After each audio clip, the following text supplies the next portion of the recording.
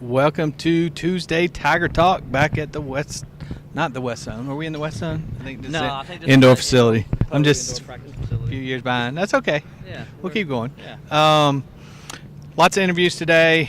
Didn't have our big interview for Tuesday, or one of them. Coach Venables. How big is this week's game?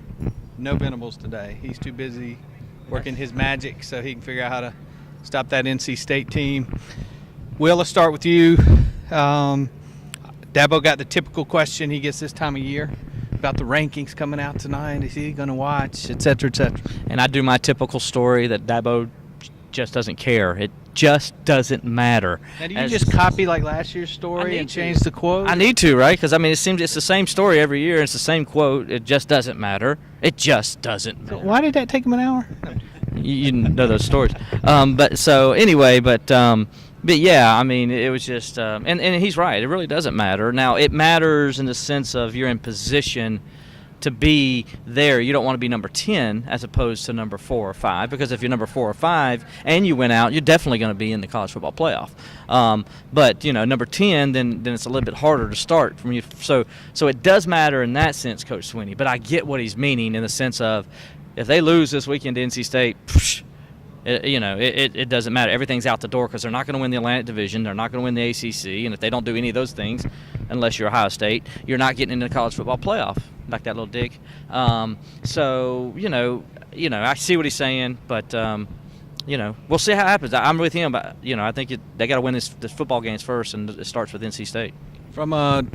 If you lose Saturday, it doesn't mean anything. I understand that side of the argument. If you win Saturday, tonight's rankings mean a whole lot. Because if you start ahead of some of those teams, then it's hard for them to pass you if Clemson keeps winning. If you start behind some of those teams, then you're the team that's got to have some reason to pass some of those other teams. So it does matter. We got it all covered for you right here at TCI tonight. So make sure you watch or listen or stay on our site. All right, Gavin, what's your first topic of the day? Well, we got to talk to Tanner Muse today. Muse, of course, got injured his hand. We learned today that he broke a bone in his hand during the Georgia Tech game on Saturday night. Second play of the game, I believe. Second play of the game, you're right. Muse was attempting to fight off a cut block, and he didn't say exactly what happened, but Dabo was also talked about it and said that Muse kind of hit his hand on the guy's helmet when he was trying to fight off the cut block, so he broke a bone in his hand. And Muse talked about it and kind of mentioned all that, and then said, "Yeah, at first I didn't really think much of it. At first, I thought I just might have pulled something or strained something, so I just went back to the sideline and I tried to put my glove back on."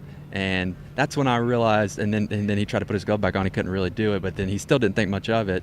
And so after that, the adrenaline started to wear off, he said, from being in the game. And he was like, at this point, he was like, well, maybe I better go get this thing checked out. And so Danny Poole got over there, checked him out, and started twisting his hand around and checking him out. And he said Muse didn't give him the right sign. So Danny Poole, they went to the locker room, did x-rays, saw that it was broken.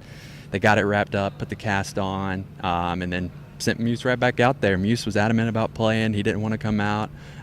He said Muse was saying, if you can withstand the pain, then it's worth playing. Muse really talked about, he said, you only get so many college football games in your career. I mean, he didn't want to let one go to waste. And to me, that says a lot about his toughness. That says a lot about how much he loves to play. And so it was really cool seeing him fight through that pain and go back out there and suit up. Yeah, tough dude, tough as nails. Looked funny coming back out with that orange cast on. Everybody's like, wait a minute, we need to get the cast on. I was texting you guys saying, hey, what's going on with Tanner? He's got a cast. So we'll have to see this week. Said it was going good in practice. Did they go with him again this week? Did they play a little more of Isaiah Simmons? We'll have to see what the coaches have in mind. It's going to be hard to get an interception. It's going to be hard to get an interception. You can make some good tackles. Could be hard to tackle. No. Oh, yeah, you can't grip anything with that arm. Well, you can't grip, but you can lay it down. You can club somebody. Yeah, I'm not sure if that's a good idea. Hard to bring it in, but if he clubs in the shoulder, it's okay. Just don't club up here. Deflecting, maybe okay. Yeah, knock it down. Yeah. So we'll see how they play that. Also got to talk to Richard today. Obviously, pretty cool story there with Herschel being there to see his first touchdown. Speaking of a guy wearing a club and playing in a football game, Herschel Walker did against Clemson in 1982. Wore a club in that game, and they used him as a decoy. He had like 6 yards rushing. How'd you like that setup? Yeah, that was great. That transition?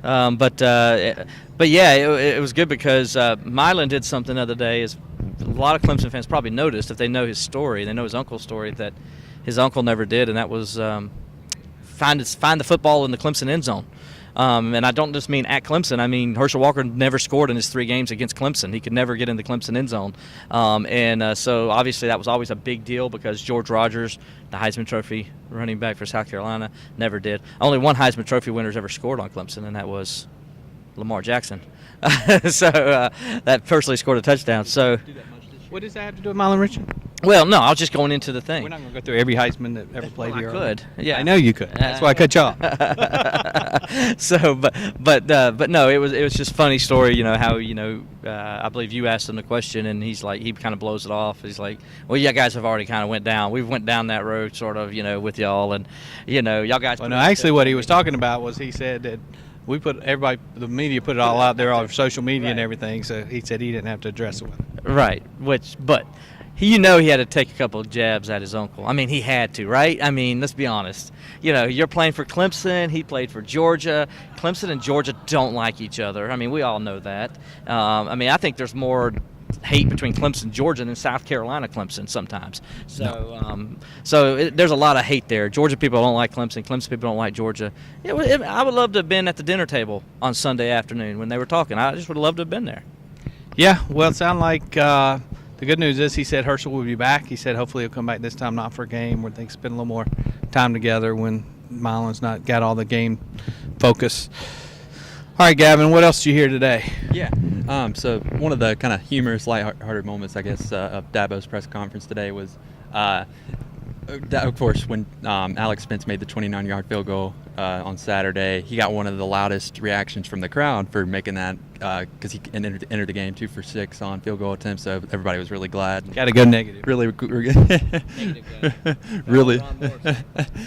relieved to see the ball go through the uprights as far as the crowd, and they weren't the only ones. Dabo was asked today, was he the happiest guy in the stadium to see Spence knock that through, and he says, no question. Dabo was really proud of Spence for making that, and really happy to see him, because Dabo said that's what he sees in practice. That's what he's been seeing, especially over the past 2 weeks. He said Spence has done a great job in practice since he brought in Drew Costa to kind of heat things up in the competition. I think that's kind of really motivated Spence some more, and so he's done a great job in practice, and Dabo had seen that, and so he finally saw that start to translate to the field a little bit on Saturday, and so Dabo just spoke about how happy he was for him, and so hopefully heading into a tough road environment this week, a game that could be tight, they could need Spence to knock a big one through, and so maybe this confidence from that kick the other night, and he also went 3 of 3 on extra points, maybe that. So what's his overall now?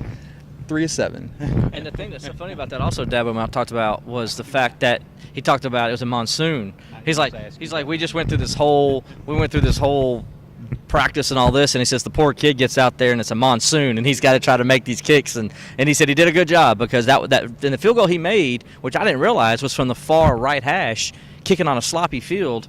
That's a really good kick for him. That's a confidence boost kind of kick, I think, and he nailed it. It was right through the middle of the upright. So maybe he's coming onto his own, and maybe he's reaching out. Maybe he'll get like Chandler Catanzaro did. Remember, Chandler hit that one field goal, which, by the way, was a 29-yard field goal against Florida State from the same hash.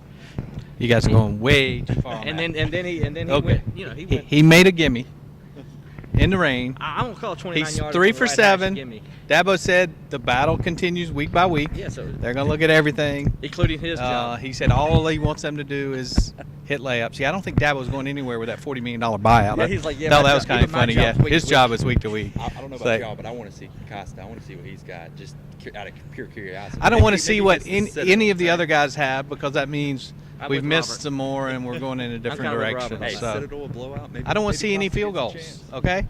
All right, so that's what we got for Tuesday, this week's edition of Tuesday Tiger Talk. We got everything covered for you. Huge game this week, not because it's the biggest game of the year, but because it is really a big game this week. And we'll have it all covered for you on TCI.